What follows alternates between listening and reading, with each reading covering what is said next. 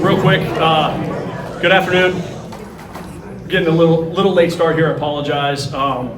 First of all, my name is Brian Hawkins, County Commissioner, Chairman of the BOCC. I'm here today to talk to you a little bit about the initiative that the board put in place recently. If you're here thinking that we're talking about a rezoning or a planning and zoning or something that's coming up, that's a completely different meeting. That is not why we're here today. We're here to talk about the strategic plan. I think it's February 12th or 17th at Cross Point Church at 5 p.m. is the public information workshop for that particular plan that they're bringing to the community.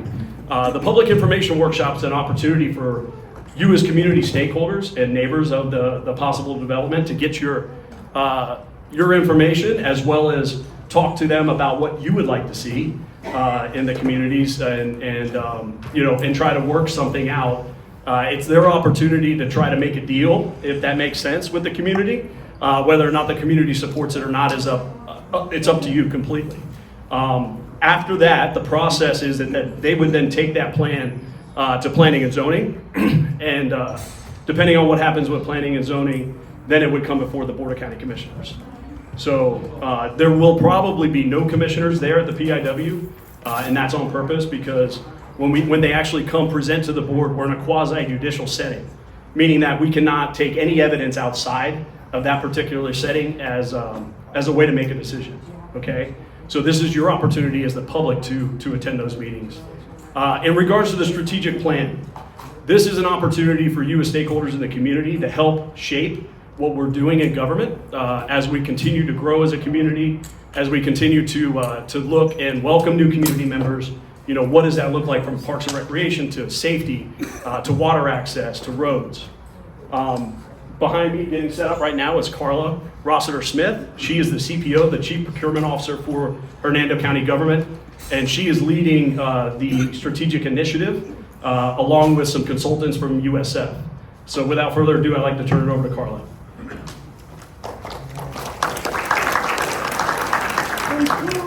Hi, good afternoon, everyone.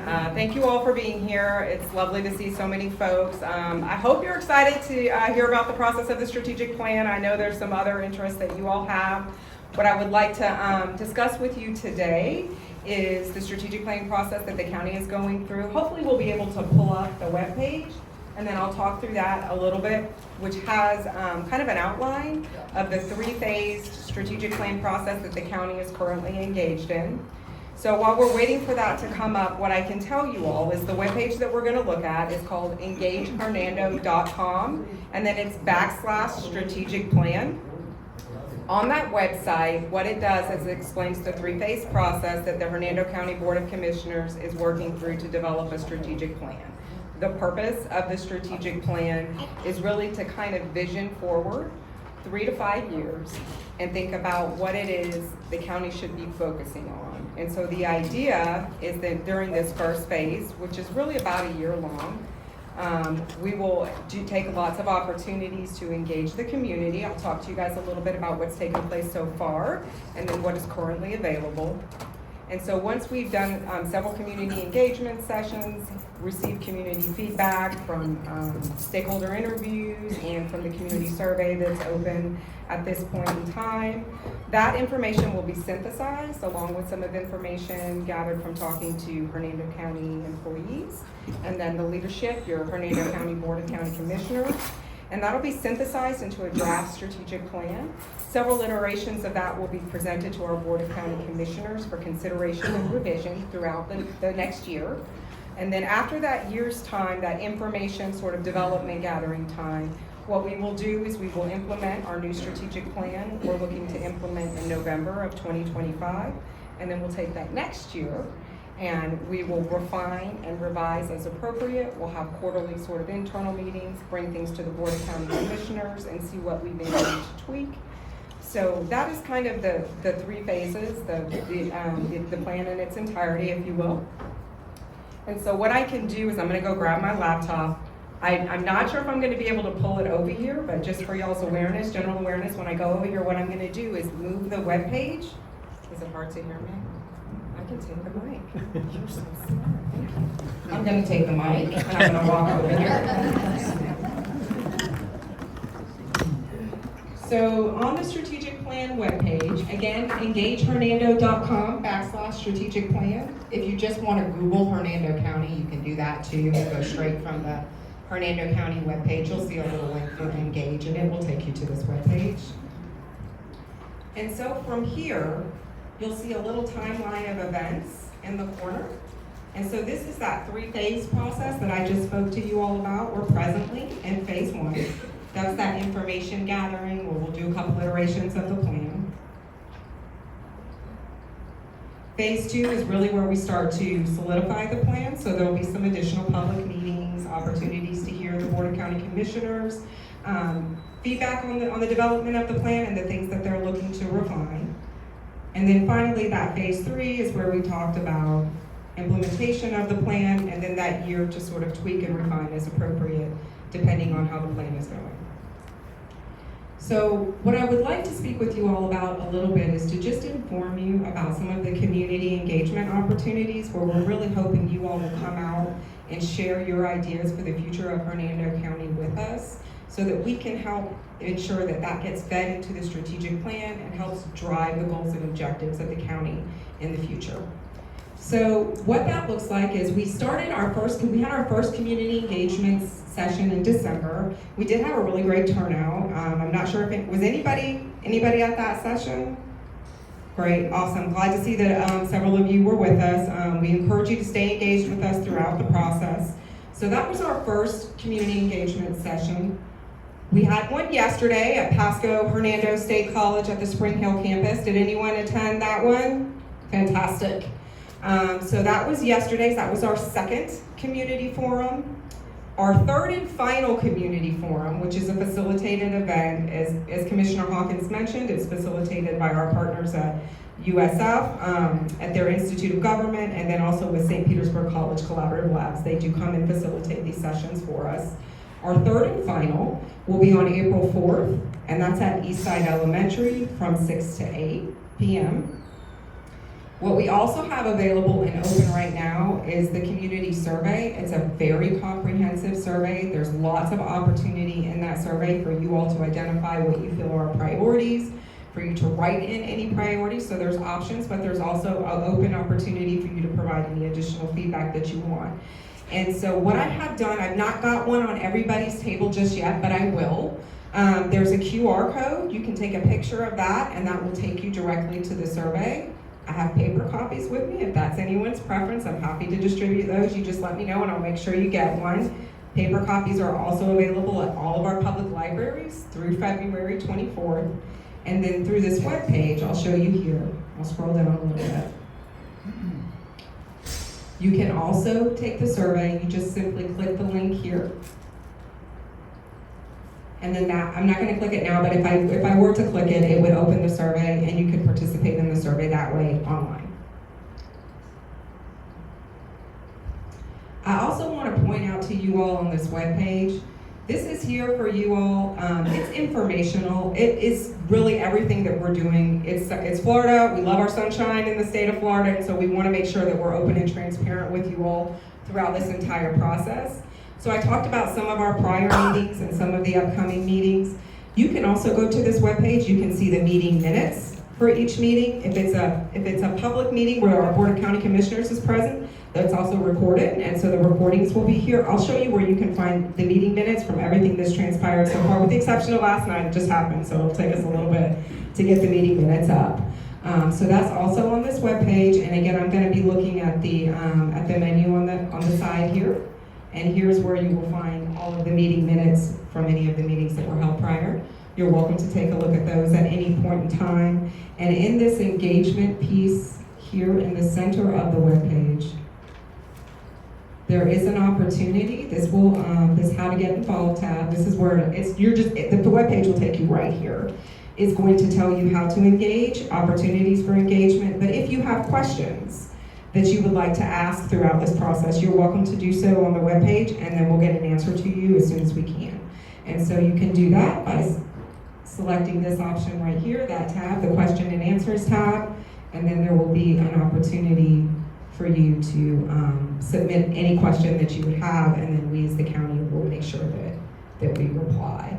So that's the kind of the process as it is envisioned at this point in time. Again, hoping to engage you all, hoping you're going to get involved. I'll distribute the QR codes, and then the idea is that in a year's time, in November 2026, my apologies, we're in 2025, or November 2025, no, I apologize. We will have the strategic plan implemented. So are there questions that we can answer for folks?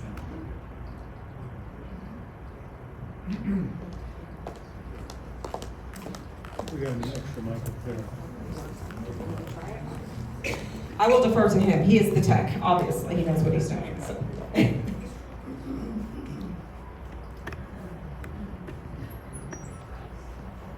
Not cooperating.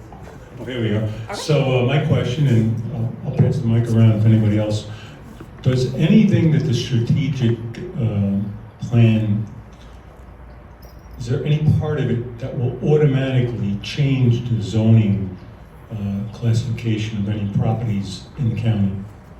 So that will not be in the strategic plan. I don't know. I think that would be more probably in the comprehensive plan, and so I think the county is looking towards revisions to that. But the strategic plan itself would not. What I can tell you is that was a really that was a large conversation at yesterday's forum, and so it's certainly on the minds of people as it relates to the comprehensive plan. So I imagine that we're going to see that theme probably carry through the next community forum, because part of that facilitation process is to bring back all of the ideas that have come forward thus far in the process. So the answer is The answer yes. is no. The answer is no, not directly. Not directly. Yeah, no, not directly. The strategic plan will not handle changes to the comp plan. That is a separate document. With that being said, the importance of the comp plan has come out throughout the strategic planning process. Is that fair, Commissioner Hawkins? Is that okay? Yes, sir. Question, what's happening with water with all this new building? In other words, just drinking water in here. So, if I may repeat your question. So his question is as it relates to drinking water. So what I would say to that is, the purpose of this session today is to give you all information about the strategic planning process. Unfortunately, I'm not sure that we'll be able to answer every question that you might have about the regular order of county business. With that being said, I'm happy to take any questions that I cannot answer or that are not related to the informational piece on the strategic planning process, and then look to find you an answer and then report it back to So the you're just community. talking about process here, you're not talking Yes, sir. about individual items like water, drainage, that space of land that's in the middle up there.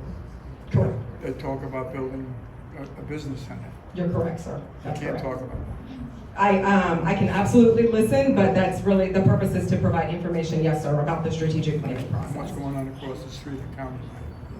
Yeah, no, sir, that's not. What I would say though, what I can tell you is that if that is, so again, you do have the survey, okay, opportunity in front of you, and what I would say is, as part of the strategic planning process, we're happy to receive feedback about the things that you all feel is important as it relates to development in the community. And with that, I will turn it over to Commissioner Hawkins. I think he wants to address your questions. Okay, thank you. Yeah, if you have any direct questions in regards to the county, I'm happy to answer to the best of my ability.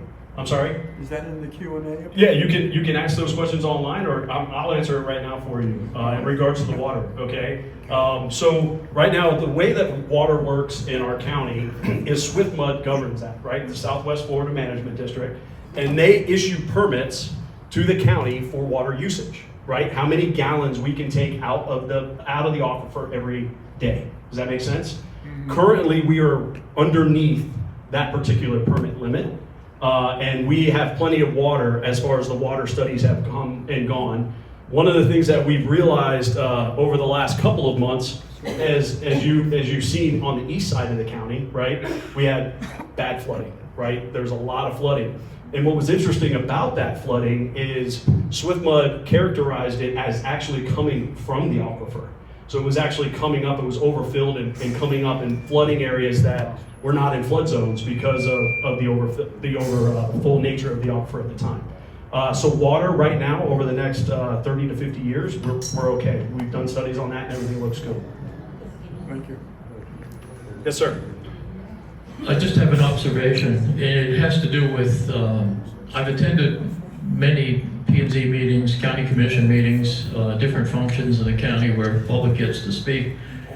I'm just curious if in searching for feedback about what benefits Hernando County, does anybody ever pay attention to what's been said by the audience in the different county hearings and take stock of the dissatisfaction with the county from those comments?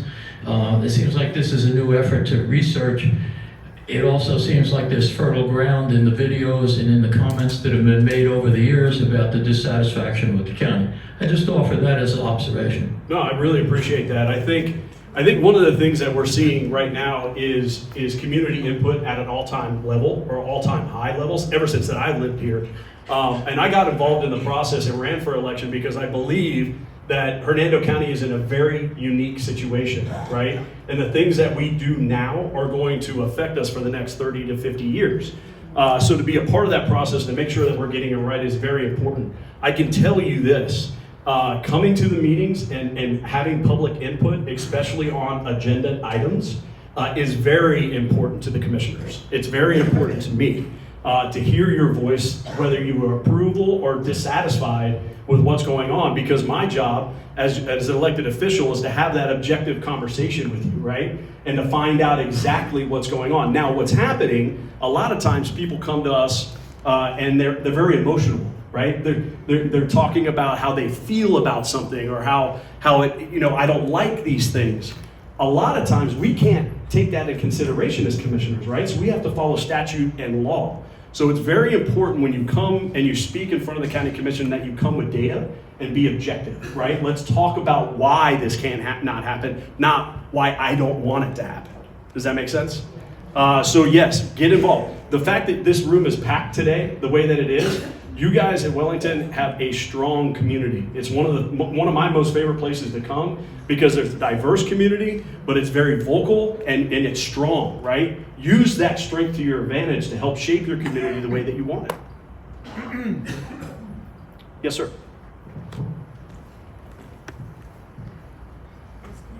Do you have a number in the future of where you're ever going to shut off permitting? Okay. So, this is interesting because we have a constitution to follow, right? People have property, they're property owners, they have rights. And so when they have rights, we have to allow them to have rights. Does that make sense? So, for example, I was talking to the table over here to my left earlier this afternoon. What's interesting is a lot of people talk about car washes and Dollar Generals and all these things that are kind of popping up all over the place.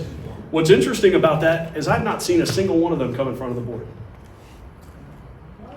Not a single one has come in front of the board. The reason being is that they're buying property that's already zoned for that to happen. So if they're buying property that's already zoned for it, in our laws and in our statutes, if they want to build a car wash, they're allowed to build a car wash. If they want to build a Dollar General, guess what? They're allowed to build a Dollar General. The only time that things come in front of the Board of County Commissioners is when they're talking about or needing a rezoning to build something. Does that make sense? All right? So that's where the comprehensive plan comes into place that Carla was talking about. The comprehensive plan is our constitution for the county as far as land and future land use. Okay? So several years ago, the county did a survey of all properties in Hernando County and what they would be designated for in the future. Does that make sense? So they may be zoned agricultural now, but in the future, in the comprehensive plan, it says that it's residential, or it's industrial, or it's commercial, right? US 19, a commercial way, is not a residential area, right? Future land use on US 19 commercial way should be commercial, right? So those are the things that we do. Now, when people come and ask for a comprehensive plan amendment, we take that very seriously. Does that make sense? Because this is a change in the Constitution of Hernando County, and it very rarely happens. I want to tell you, I want you to hear that again. It very rarely happens. This board has done a very good job of sticking to the comprehensive plan because it is our Constitution, and people that are wanting to rezone, let's say it's future land use rural, and they want to make it residential. they have to do a comp plan amendment, and that almost never gets through. Now, the ones that have gotten through are ones that are similar to what I just talked about. Future land use residential on US 19 is wrong, right? That needs to be commercial, so that might be a comp plan amendment that we've approved in the past to ensure that it aligns with the other things that are happening within the community. Yes, ma'am. Can you explain how something has changed? Can you explain how something has changed on the comprehensive plan? What are the steps? So what happens is generally somebody comes in and they apply for a permit, all right, or they submit plans. I'm sorry, I meant, you do that every 5 years, like she was talking about. No, ma'am. So we're in the process of doing it again. I think the last time it was like 7 or 8 years ago when the comp plan was amended. That process. Oh, the process of that. Okay, I understand. So right now we're going through and staff is working with, outside people, right, consultants, to look at all the land. The biggest interest of the board right now is not, changing comprehensive plans to future residential use or any of that kind of stuff.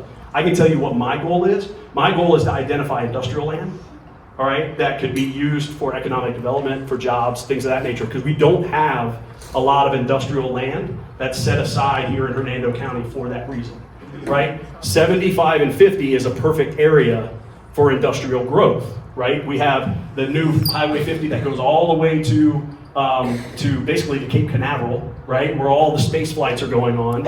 We have an airport that directly connects to that, right? So there's an opportunity for us to, why make space products in Alabama or Texas? Why not make them right here in Hernando County? Because we have a direct line right to it, right? So identifying future land use that could be identified as industrial is top of mind for us.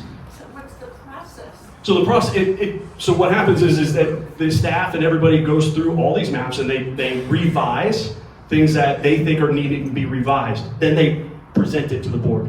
There will be multiple public inquiry workshops that this will be out in the public prior to any vote on the Board of County Commissioners. Does that make sense? So this process is going to take 12 to 18 months to complete. And if you reach out to me directly, I can keep you informed on that process. And there's no vote from the communities, the areas that are affected? 100%. So that's your job as a stakeholder in the community to tell me how you feel, right? If there's something that's impacting your life individually, you need to reach out to me and let me know about it so I can be educated on the situation and figure out whether or not we need to make a change. That's our opportunity to do that. Is it published, the map of what? Yes, ma'am. Everything is public. It's all it's public. Yeah. So just behind it. I have one question, Dave. No, that's all right. I can speak loud. No, we need it for the tape. All right, you're here now. Last year, when the other builder wanted to build, I know you don't want to talk about it, Yeah, that's fine. but you had the exact same meeting you're having today that we're going to have next week with the commissioners. Is that a coincidence? No, there's no meeting next week with the commissioner, sir. There's a meeting next week with the builder. That's correct. All right? Yeah. And it's the exact same thing that happened the last time. Right. And we defeated that other one. Right. And here you are, a week before our meeting, saying nothing about that. Well, sir, so I think it's important for you to understand the process. So the public information workshop has nothing to do with the county commission. Yeah, but it's a coincidence that it's happening a week before our big meeting, Look, okay. which happened the last time. Well, I wasn't involved in it the last time, so I'm not sure why you're upset, but I can tell you that the reason for this meeting was the strategic plan. And the reason that the strategic plan is important, it's different from the comp plan, it's different from rezonings and all these other things. It's important because if I'm not on this board in 2 years, I want to make sure that the plan that we devise is sustainable for 15 or 20 years. Does that make sense? So that the boards that come in the future have the opportunity to follow the plan that the community was engaged with, that this Board of County Commissioners approved. It also keeps government, the people that are the senior leadership team in government, the county administrator, all focused on tasks that we as citizens of this community want to see happen. Okay? That's what a strategic plan is. It's the same as any type of 5-year, 3 to 5 year business plan, right? You have to have a plan in place and execute that plan. If pivots are necessary throughout the plan, which they probably will be, right, we have the opportunity to fix it and stay organized and concentrate on what's happening in the future. Brian? Yes, sir. We have the, as citizens, we have the opportunity of going to that meeting, the comprehensive planning meeting. Yes, With the 100%. commission. Yeah, so everything that we do as a board of county commissioners is in the sunshine. Do you understand what that means? In the sunshine means it's a public meeting, right? Anybody that's a stakeholder in the community or outside of the community can come to those meetings and give valuable input. What I recommend that you guys do is take the survey. If you can't attend the meeting, take the survey, okay? And let us know exactly what you guys feel, because I'm telling you right now, I'm reading all that. On the recordings right there, you can go and listen to the first workshop that the Board of County Commissioners did as a commission, right? When they were presenting this to us and to see exactly how this was going to work. You can listen to that recording. Every meeting that we do, you can listen to the recordings and watch the video of the meeting. And if there's stuff that is very important to you, you gotta reach out, you gotta engage us, right? Because I don't know how you're feeling or what you're thinking unless you talk to me. And that's for all commissioners. Yes, sir. Hi, Gary Carpino from the Wellington. Brian, was it? Yes, sir. Hi, Brian. So can you tell me, I came in a bit late. Can you recap the objective of the strategic plan, please? Yeah, so the objective of the strategic plan is to have the community basically engage the government. All right? So this is the community's opportunities as stakeholders in this community to tell your government what you want and how you want it and what your goals are and what you would like to see happen with Hernando County. We then take all of those things into consideration and develop a plan around it, which is the roadmap that the county commission is in the administration is going to follow in the future. Do you need a fire station? Yes. Do you need more ambulances? Do you need quicker response? Right? Schools, right? So all of this stuff. Now the schools aren't county commission, but we do engage with the school board on a regular basis because this is something that you may learn today. Every rezoning that comes in front of the BOCC prior to approval is either checked, yes or no, that there's school capacity. So before it can even come to us, they have to check, yes, there's school capacity for this particular development. So the schools sign off on this prior to the government or the Board of County Commissioners ever even seeing it. They're saying, yes, we have enough room in these schools for this particular development. That gets it to the next stage, which is the process with us, and we either approve or deny. So Brian, as an example, so just clarify for us because we're sort of new at this. Yeah. So as an example, we have a school right here outside of our back gate. Suncoast Elementary, yes. Right, so basically, in the afternoon, it's a two-way highway, and usually the cars are 50 deep in one of the lanes. So you can't possibly pass without crossing the line, creating a hazard. So as an example, is it the commissioner and your job to address things like that? Who approved it initially? Why isn't it corrected? That sort of thing. And then also going further, let's take all the development on County Line Road. Right. 1,000 units. But yet, nothing's being done about County Line Road. The speed limit is the same. There's no additional traffic devices where there should be. And then I understand the complexity of having Hernando County and Pasco County sort of dividing the roadway, making it more difficult. So for you to address that, just briefly, I understand it's complex. But then again, how does that fit into the strategic plan? Like, is that where that information should go? And did you not have that information a long time ago? Right, so school queuing is not a function of the county commission. School queuing is where the students and the teachers and the parents are lining up to go into school and out of school. That is a school board function, but I'm gonna reach out to the sheriff's department because this is the second person that's brought this up to me today, and see if I can't work with them on some kind of a solution.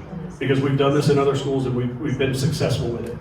The one thing that I will tell you is that the state of Florida passed a law about a year or two ago that would not allow busing inside 2 miles of schools. So what that does is that if you live close to that school and you're in a mile and a half, you expect a kindergarten to walk a mile and a half to school? Right, you can't do that. So what's this done is it's actually had a reverse effect where more people are driving their kids to school, right? And we're having more school queuing issues. That I can tell you is something that we're working on because we're building sidewalks for these schools, right? Because there's a lot of schools that don't have access to sidewalks in their 2 mile radius. Does that make sense? So do you encompass roadways and highways? Not to cut you off. No. I'm just trying to say, if there's a safety issue, Yes. it's an immediate safety So the issue. safety is the sheriff's responsibility. I see, so you don't Yeah. get really involved, you hand that off to the sheriff. Well, no, my involvement is being your voice to Okay. the sheriff, Okay, right? And saying, hey, this is coming from Wellington. We need to try to fix this. What can we do? And how can I help get rid of the government red tape to get it done? I see. And then in regards to the highway. Yeah, in regards to County Line Road, this has been a hot topic of mine. I've been on the board just over 2 years, right? So I was elected in 2024, and we've been super successful, right, with the board over the last 2 years. County Line Road was one of the biggest pain points, not only for you guys, but for me, right? So I'm a resident of this community. I own a business on County Line Road, and I understand you can't turn left on County Line Road, right? You just can't do it, especially when you want to head east. So one of the things that we started to do is you remember Jeff Holcomb, right? County Commissioner Jeff Holcomb's now our state representative. He was one of the people that really started the initiation with Pasco County and trying to get Pasco County to the table.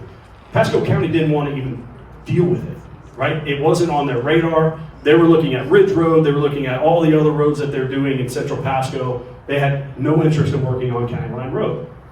$70 million is the cost for the expansion from Mariner to Anderson Snow.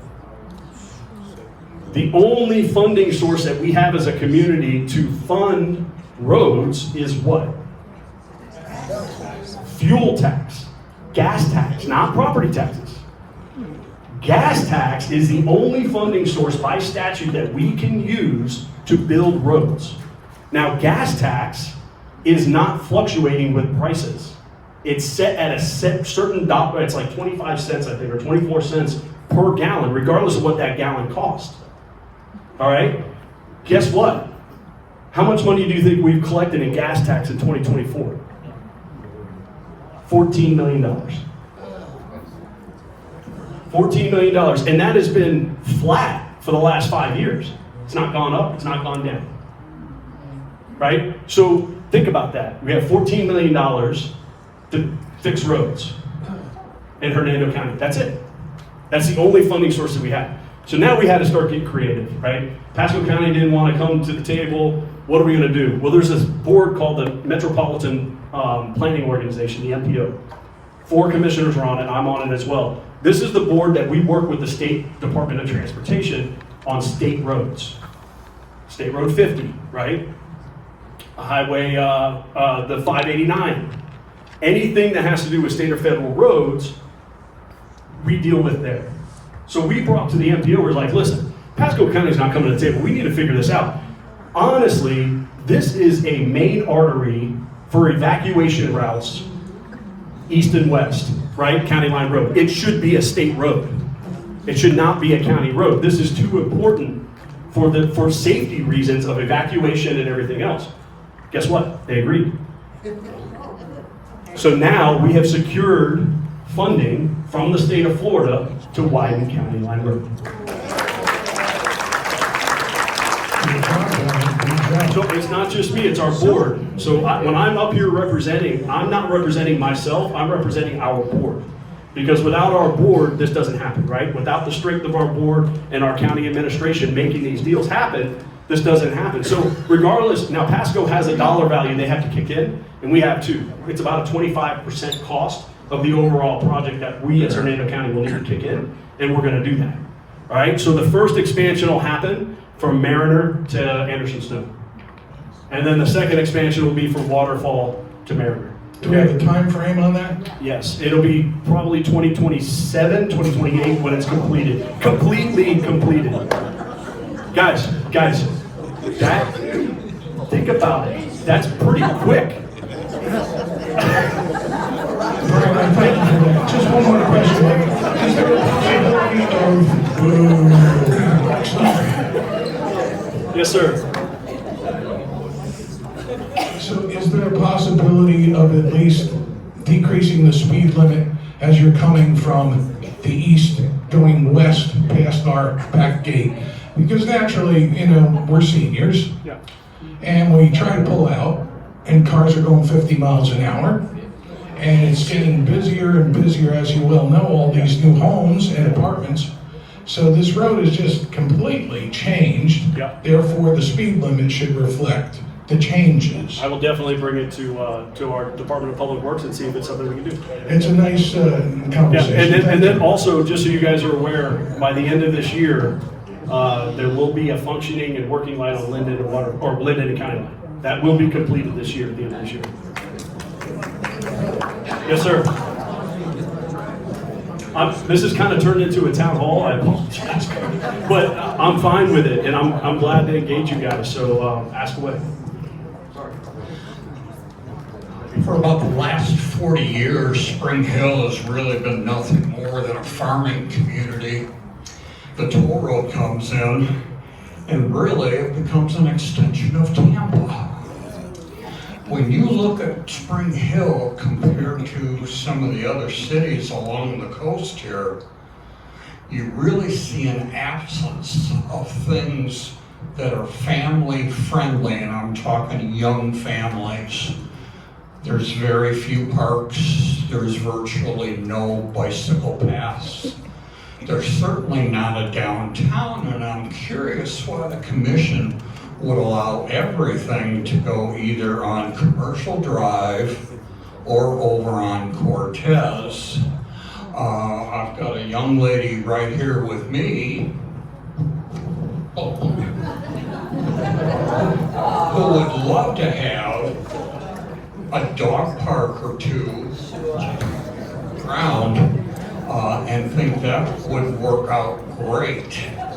I still see Spring Hill as an extension of Tampa, and that's pretty sad. And if you want a good example on what this area would prosper with, take a look at Dunedin.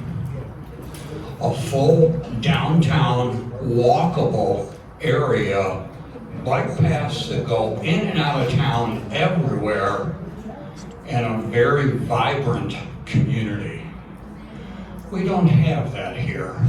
If you live, say, in Wellington, and you want to go out for a good dinner, other than this great restaurant right behind me, you got to travel 9 miles to get to it. And that's ridiculous. All right, so let me unpack a couple of those things. So I'm a Floridian. I'm born and raised in St. Petersburg, Florida. I'm third generation Floridian. So I've grown up and lived on the Gulf Coast my entire life. My grandfather came over after World War II to St. Pete, settled in St. Pete, and we've been in this area my entire life. So I'm not a newcomer to this. Like I said, I lived in St. Pete. St. Pete was dead when I was growing up. Basically, I could ride my bike at 12 years old in downtown St. Pete on the weekend and not see a car. Not see a car. Spa Beach was crystal clear blue water next to the pier, all those things. So I understand exactly where you're coming from. The interesting thing about Hernando County is we only have one incorporated city, which is the city of Brooksville. Okay, so the city of Brooksville's got about 8,500 residents, and they provide their own services to those residents. What you have in Dunedin is you have a city, municipality, in a county. So the city charges what? Taxes to the residents of that city, and then you also have county taxes, right? So in order for a downtown Spring Hill to ever come into existence, the members of this community would have to vote to increase their personal taxes to incorporate Spring Hill. So, those are and you can bring it up in referendum. You can get it on the ballot. Those are things that are driven by the citizens of this community. I am not in favor of increasing your taxes. But I understand where you're coming from with it. This is one of the reasons why the Spring Hill Fire District was disbanded, right? Because of the extreme cost of it, and it came into the county. Now, one of the unique things about Hernando County is we're one of the largest counties that have all of this unincorporated area. Does that make sense? The other really interesting thing about Hernando County is 40% of the land in Hernando County is unbuildable. 40% of the land in Hernando County is either owned by the state or in a preserve. So that means that there's only 60% left, right? And Spring Hill, what you're seeing in Spring Hill, and what I consider Spring Hill, is infill. A lot of infill building. You see on the outskirts of stuff. And now I'm dealing with the approvals of previous boards because we didn't approve any of these projects. Right, the current board that's in place didn't approve any of these projects. We're living with them. One of the things that we're doing is we're changing the way that builders present and the projects that they present to our board. Okay, now you're not going to see those projects for a long time, right? Because most of the projects that you're seeing now were approved in the early 2000s. Some of the projects were approved in the 70s. Okay, so they come with constitutional rights that they've already been granted by previous boards. We can't take those rights away from those people, right? So those are the things you're seeing now. What you'll start to see, for example, YMCA right here, right? The YMCA sold that land to Mr. Deeb. Mr. Deeb is building a 55 plus community, townhome community with free memberships to the YMCA, okay? Now, before we were able to institute this, he clear cut all that, right? Well, because the ordinance read that the silk fence, the black small fence that goes around construction zones, was on the property line. So anything inside that you could get rid of. Well, we changed that. We said, no, you have inside the buffer is where that goes, and leave our trees alone. Right? That's something new that we did, right? 40-foot lots, that's a thing of the past, folks. There is no builders or planners or anybody coming to us with 40-foot lots. You know why? Like, you're crazy. We're not going to do it. Okay? The other thing is that with Avalon and some of these other communities, what we've learned is that people don't use garages anymore for their vehicles, right? What do they use them for? Storage. So their cars are parked on the driveway. How many cars are in a residence? 2, 3, 4, 5, right? So when you get parked and stacked parking on these roads, our fire trucks can't get in. Our ambulances can't get in. UPS can't get in, right? So what we've done is we were requiring a minimum of 15% holiday parking in these developments. Holiday parking is public parking for the residents of that particular community so that you can have a party and not block all the roads, right? We were making strides and making this stuff happen. But it's stuff that you're not going to see right away. You're dealing with what's happened in the past and these investors now taking advantage of the profitability of their particular developments. That's no longer the case with this board. Hey Brian, can I just point out what seems obvious perhaps, and correct me if I'm wrong. So one of the things, a lot of things people have been talking about here, they can go on this website and say, well, whatever you guys do, please add bike lanes, add tree-lined streets, Yep. add sidewalks. Is that correct? It is, and so the bike trails that are currently in Hernando County were built and maintained by the state of Florida. So those are DOT projects to be able to bike across the state of Florida. As far as the dog park is concerned, there's a beautiful dog park, Centennial Dog Park off of Landover. I don't know if you've ever visited it. But it's a beautiful dog park that the Kiwanis put together. I've got a little dog. We go over there all the time. And I believe one of the Republican clubs maintains it, right? They go and they clean it up and they do stuff. So there is that. As far as parks are concerned, I don't know what you guys have witnessed, but over the last 5 years, we've had a complete revitalization of our parks. All the playgrounds have been replaced. We're having a park expansion conversation right now with Anderson Snow to add more ball fields. We're busting at the seams because the kids are playing these sports, right? So we want to have that that public-private partnership with these particular athletic leagues to have this happen. I'm a coach. I'm a dad. My son is 14, my daughter is 11, and my youngest is 5. Right? So I'm not only a commissioner, I'm an active person in your community that coaches Little League, right? That has a son that plays at Challenger, on the football team at Challenger. So these are all top of mind for me as well. One of the things that I was able to do with the help of, by the way, we have a great partner with the Withlacoochee River Electric Cooperative. I just want you guys to understand how lucky we are to have rec in our backyard and taking care of our infrastructure. One of the things that they've done is they've actually, so some of the T-ball fields over at Anderson Snow never had lights, right? So in the wintertime, it gets super dark. It's dangerous for them to play baseball. They can't see the baseball. Well, guess what rec did? They installed lights free of charge, right? And this is not even on their grid. It's Duke's grid. So they added infrastructure to Duke's grid for the kids of the community, and we're talking about expansion of those ball fields, right? Veterans Park is one that I'm very, very fond of. I'm a veteran, right? I've donated $40,000 of my own money to redo the Veterans Monument out there because it's not ADA accessible. Did you even know that there's a Veterans Monument at Veterans Park? Okay, well, it's very difficult to get to, right? But we're getting it placed in the center of the area so that people can come and reflect either on their service or their loved one's service. And then also I've donated a mermaid there. I'm very active in Veterans Park.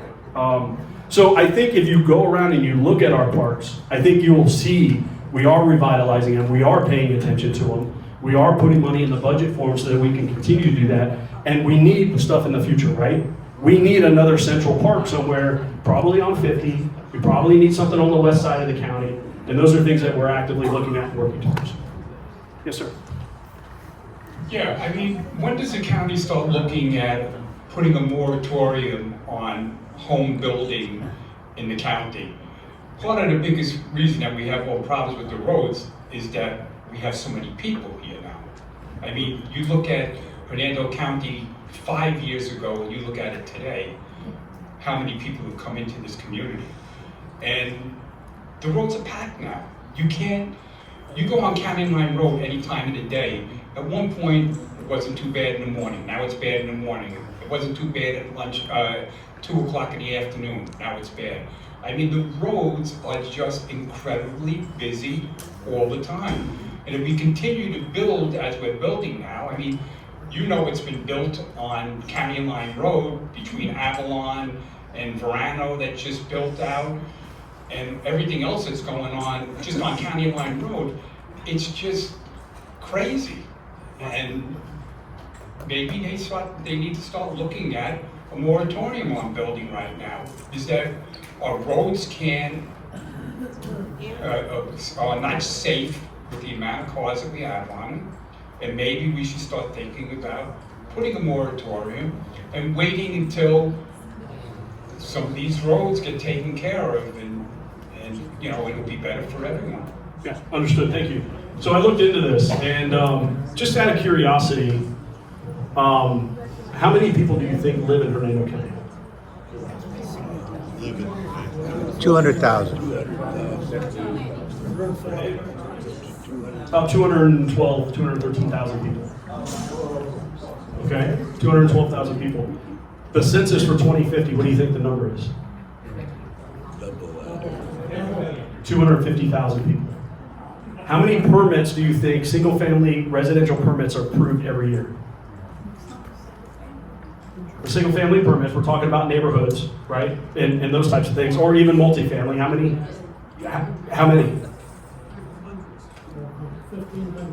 Right around 1,400.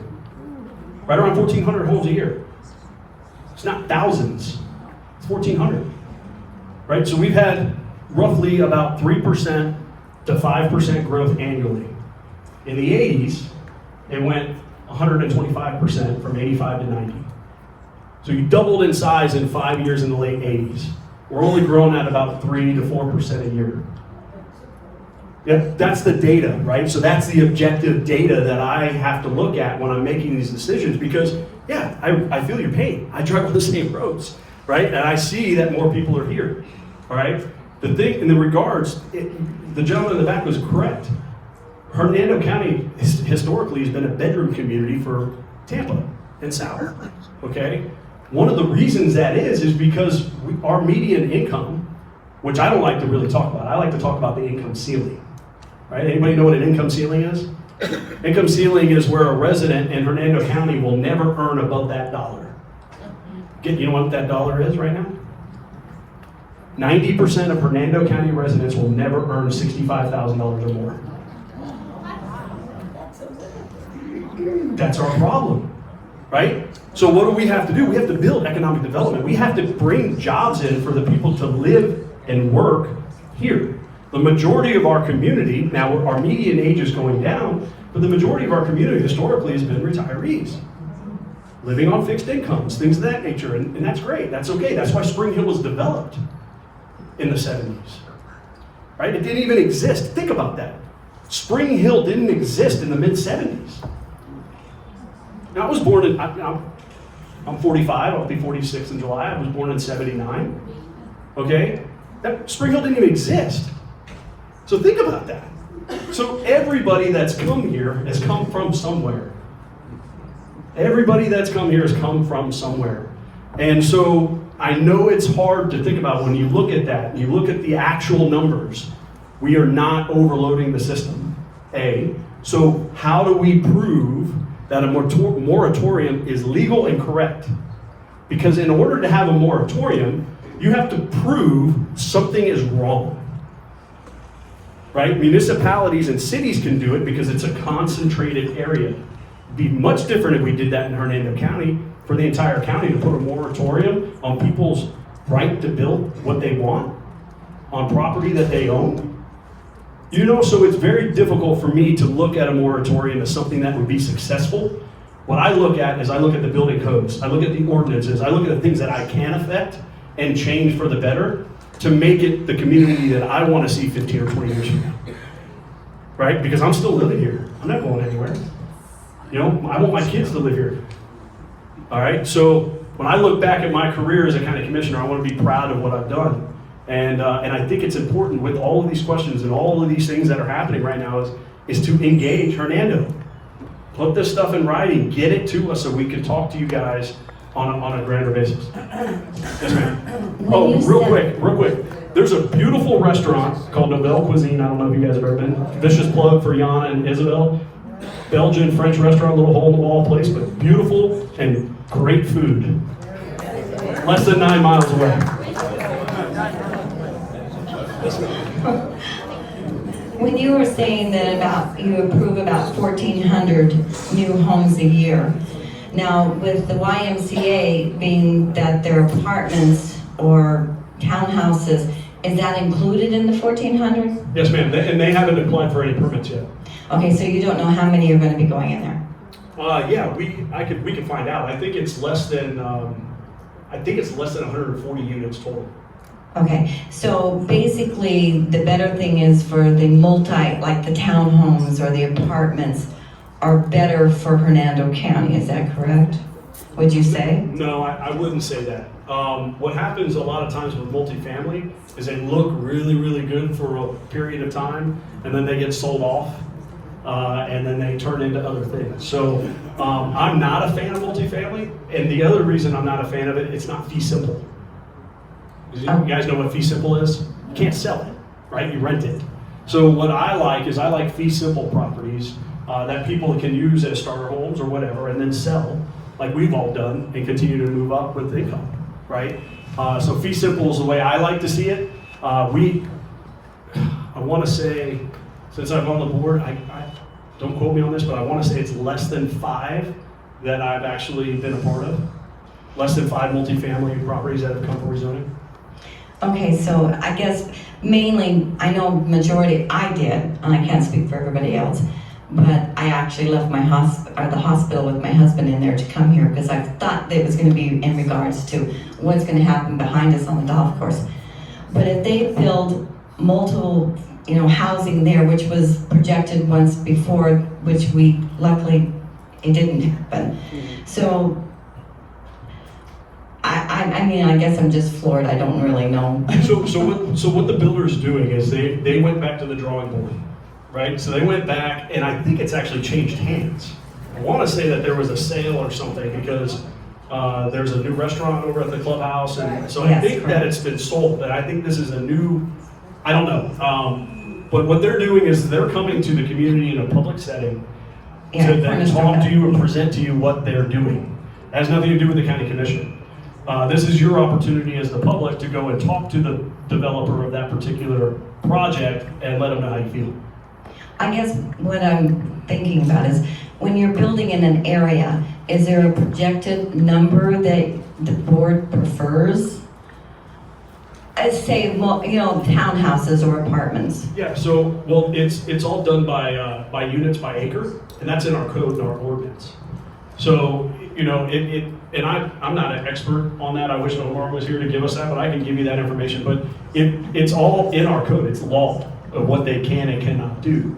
What they're looking forward to is they're trying to get, because the future land use is recreation, right? Future land use is recreation because it was a golf course. So what do they need? They need a comp plan amendment. What did I tell you about a comp plan amendment? That is our constitution for Hernando County future land use. We as a board take that extremely serious, and it's very, very difficult to get a comp plan amendment. And they would have to have that in order to move forward. My The question. one thing that I would recommend, if you go in there, for the citizens of Wellington, I was talking to Temple here, I'm not saying this can happen, but if they come with a project, say, make hole 1 and 2 or the holes in our community, conservation. Right? Negotiate with them. Say, hey, listen, make this conservation in here, and maybe we can get on board with the project. Negotiate. This is your opportunity not to go in emotionally and screaming and yelling at these people and throwing things, and all that stuff. It's an opportunity to get in front of these people and tell them, hey, we understand building's happening. We understand people need a place to live, but let's do it the right way. And hey, maybe there's some give and take there. Yes, My ma'am? question is, what do you do, how do you use the impact fees? Yeah. And can they be used for roads at all? Yeah, 100%. So impact fees, we're just doubled, or will be doubled over the next 12 months. We did that. That's good, right? Because of the impact to our community. How much money do you think we collect in impact fees every year? That I don't know. About $7 million. So So impact fees are not designed to build roads.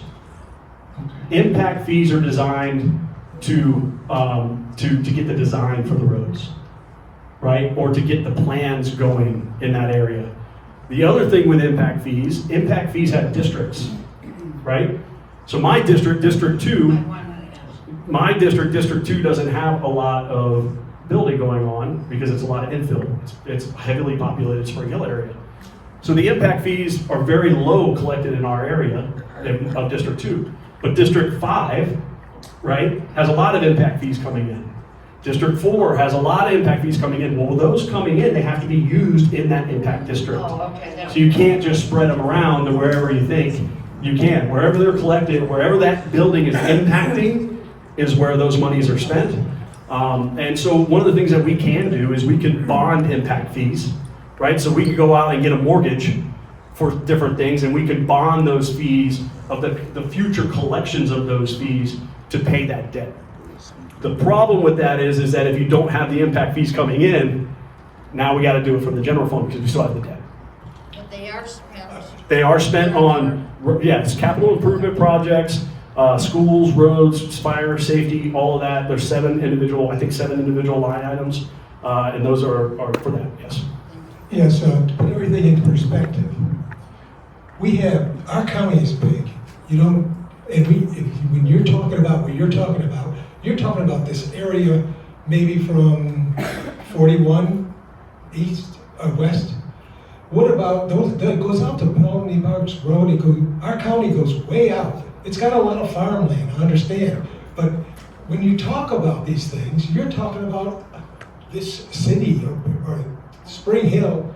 It's all crowded, but we can see it because you talk about, well, we're a big county, but most of the county is in farmlands. It goes all the way out to, I think, 75, doesn't it?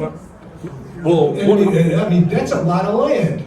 And so when you're talking about this thing, you're not talking about building out there, which we wouldn't care. You're talking about building right in the middle of where all the population is. So let me just, I'm not building anything, first of all. I'm talking about, I understand. understanding you, Yeah. but this is, I don't know how they understand. No. And you're talking about just a small area. So Spring Hill, so the area that you're talking about right now, so the permits and the communities that have been built here, Avalon was approved in 2004. Okay? 2004, 20 years ago. All right? The Lagoon community out on 19 was approved in 2007. Okay, guys? This is not stuff that's being approved now. This is stuff that's been approved years ago. Don't stop approving where all the people are. It's illegal. It's illegal to, sir, it's illegal to do that. You can't, I can't just. Maybe just stop.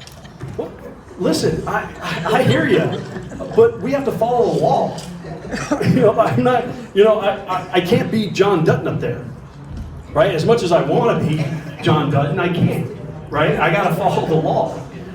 And not only do I follow the law, but the building that you're going to see happen is in the exact same areas that you just said.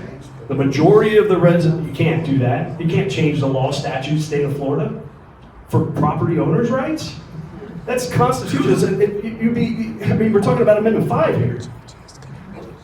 You can't, it's the Constitution, it's what we live by. We can't just change it arbitrarily because we don't like something.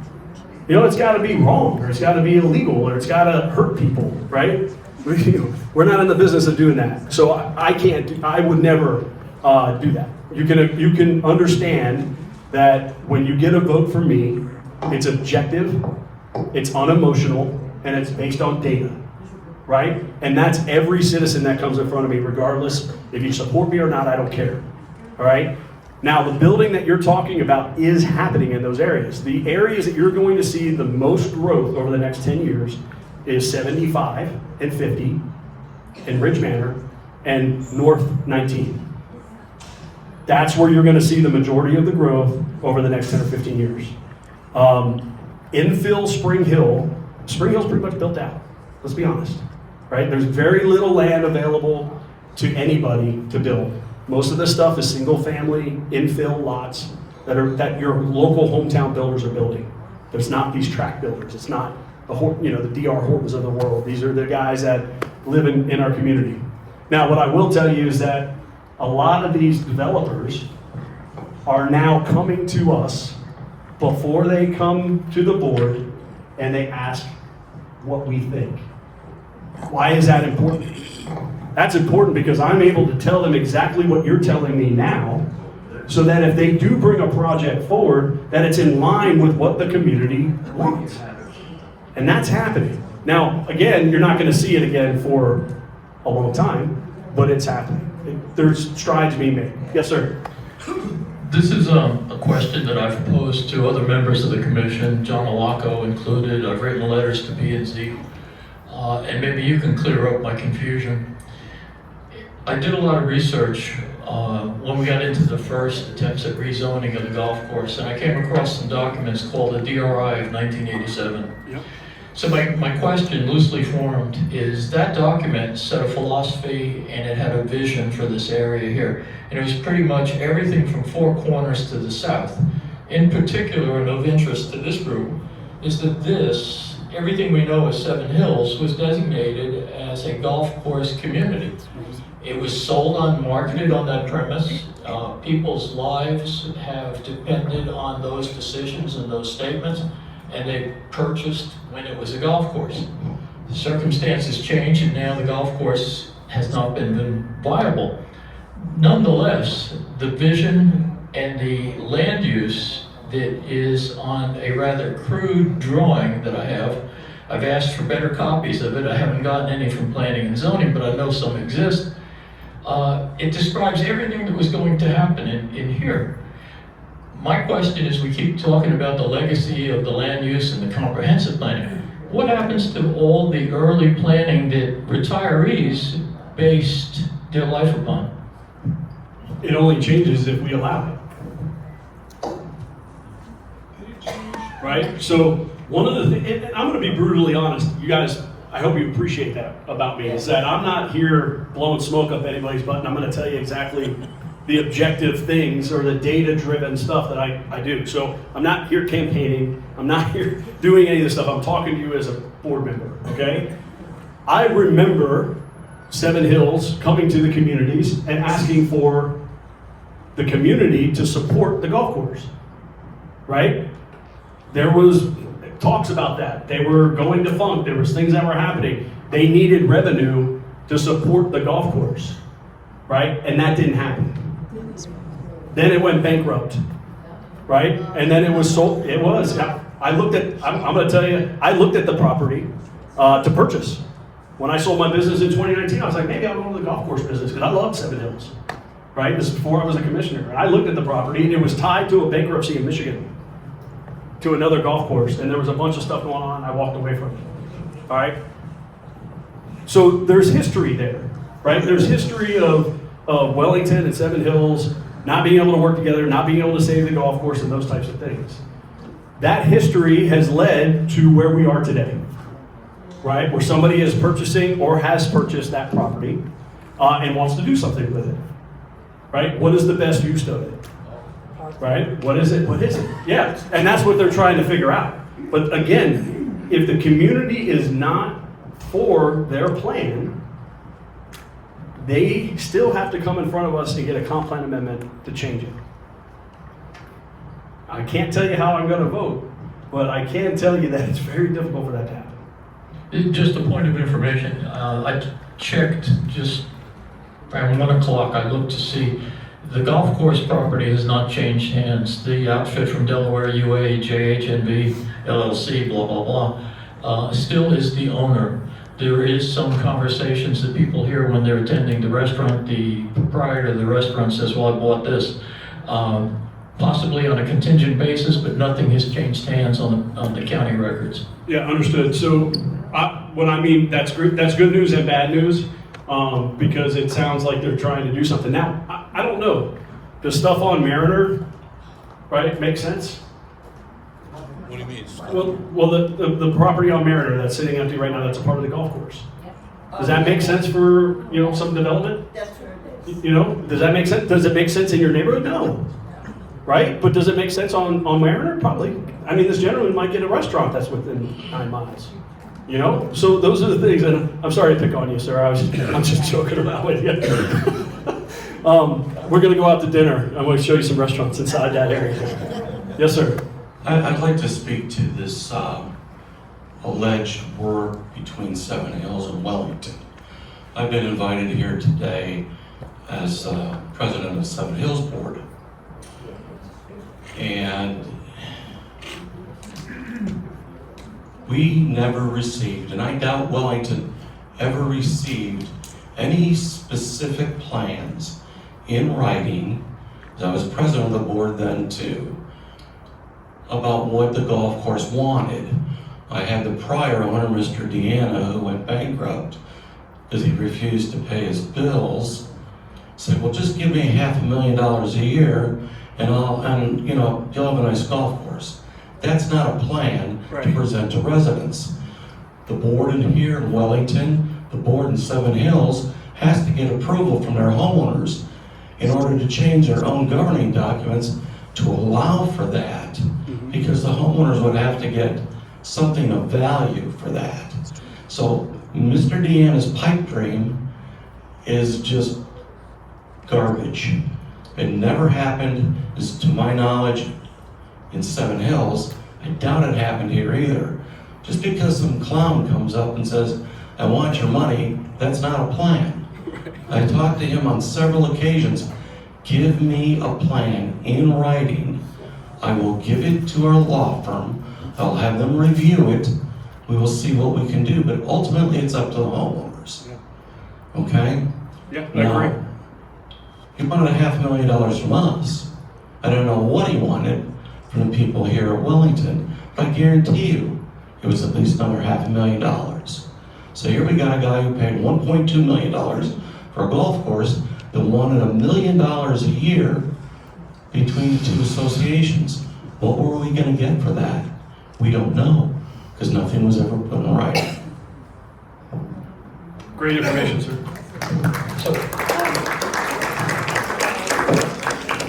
Okay, so I'm excited that this meeting kind of turned out this way. I really enjoy coming here and talking to you guys. I've got time for 2 more questions if you want, or we can wrap up. You know, somebody that hasn't asked a question, ma'am. Yeah, everybody write this down. You got a pen and a paper? I'm gonna give you my cell phone number. How about that? No, you guys pay for it. It's yours. So my cell phone number is 352 587 3000.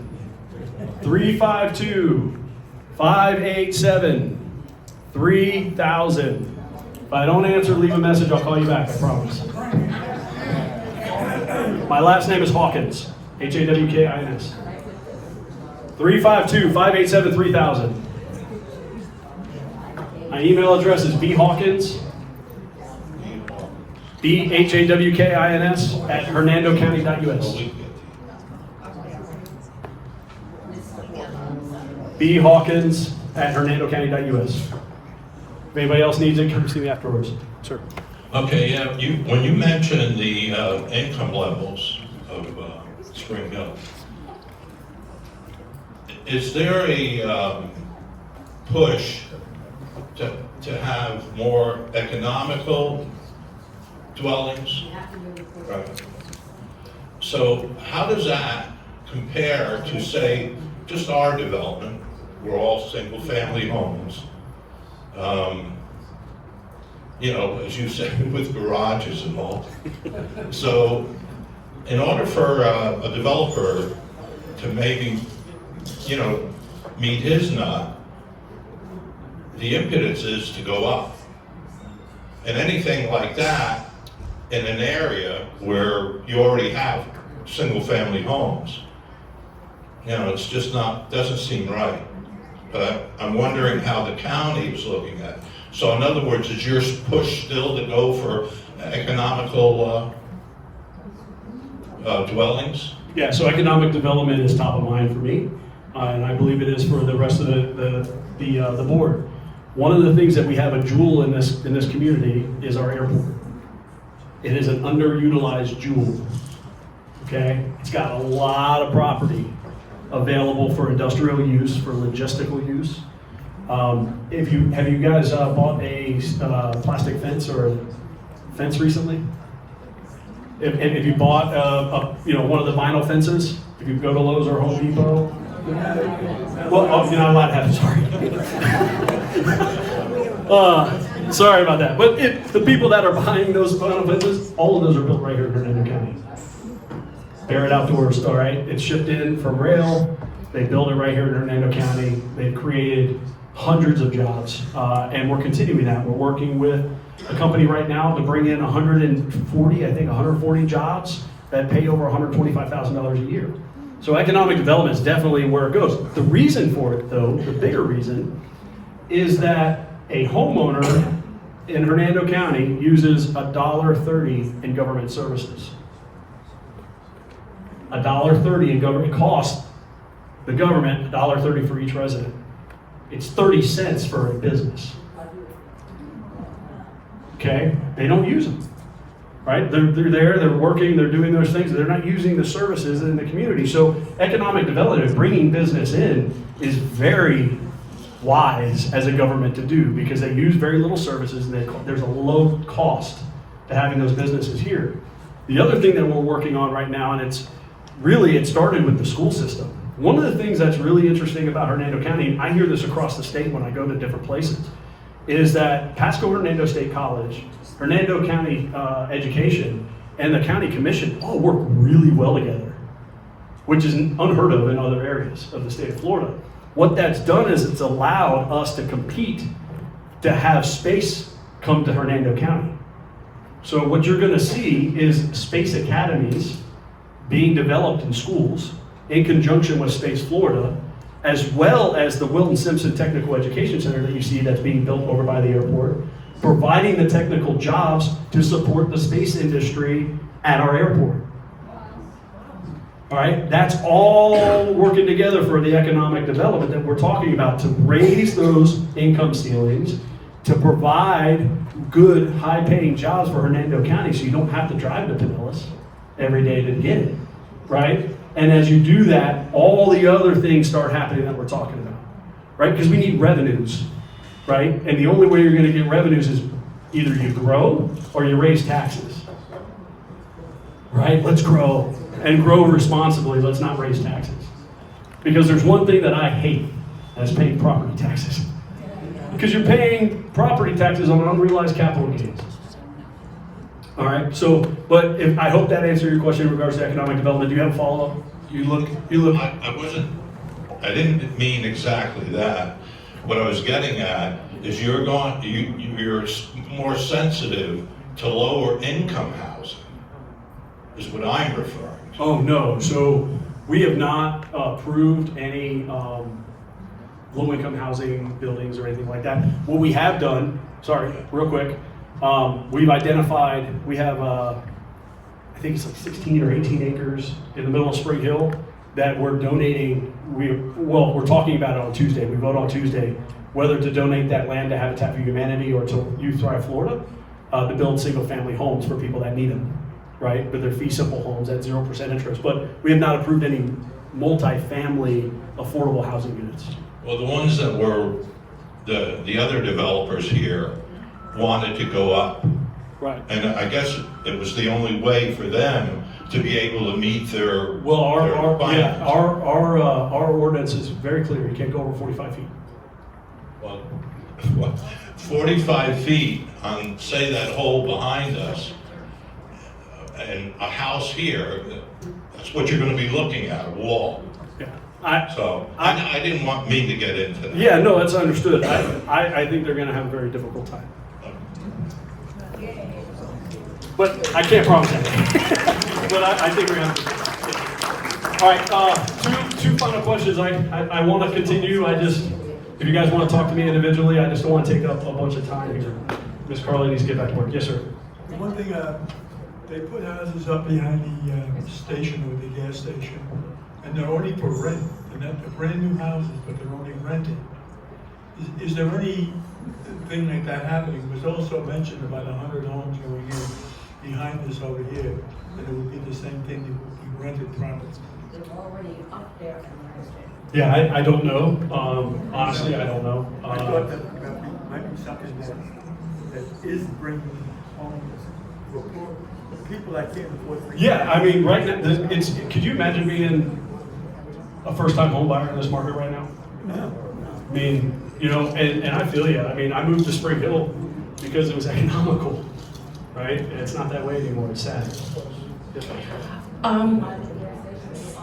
As far as the zoning goes, it's my understanding that residential zoning is homes and apartments. Is that correct?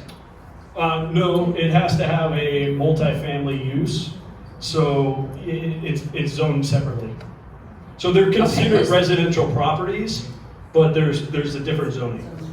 Well, when we were working on two projects here, it seemed like they were saying we don't have any choice if they decide to build apartments. So is there any way that they could actually zone them, or whatever word I'm not using? The only thing thank you guys for coming, have a great day.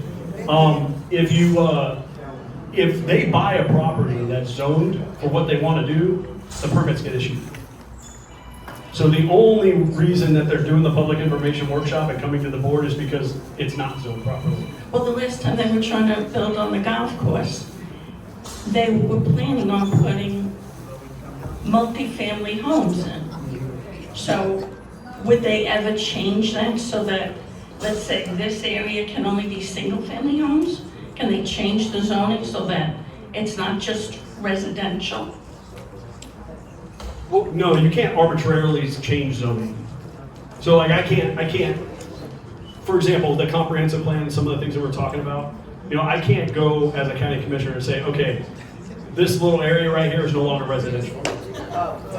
But You can't do that. When they do change it, can they say, Well, they have yes, to. it's residential, but you can't have apartments? 100%. Okay. Yeah, that's a great question. So when we're in this quasi-judicial setting, when they come in front of us, they're asking for variances and they're asking for opportunities to rezone. You know what happens? Negotiation. So there's a back and forth and a communication between the board and the petitioner to try to get the project suitable for the community. And if it's not suitable for the community, it's on the burden of them, the petitioner, to prove why it is suitable. It's And like if it- whenever we went to the meetings, they just said residential's residential and they can build whatever they want. Yeah, well, it's not residential. No, it's not now, but when they were trying to change it to residential. Also, you were talking about holiday parking. What is holiday parking? Is that parking away from your home where when somebody comes to visit, they walk a half a mile to your house?